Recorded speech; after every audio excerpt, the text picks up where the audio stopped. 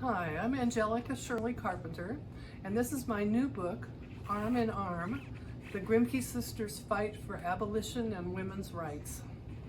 The Grimké sisters aren't so well known today, but once they were. They were born around 1800 in Charleston, South Carolina, to a very wealthy family, and the wealth came from the unpaid labor of 300 enslaved men, women, and children who worked on their father's plantations and in his homes. Well, these two sisters, Sarah and Angelina, rejected the idea of slavery, and they moved north to Philadelphia. They became Quakers, they became abolitionists, and they became some of the first women ever to speak in public in the United States. This was at a time when women were not supposed to speak in public, so they were called wicked and evil, but that just made them take up the issue of women's rights.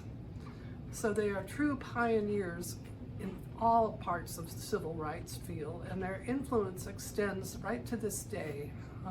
Ruth Bader Ginsburg was a big fan of the sisters, and she used to quote Sarah Grimké in her court cases.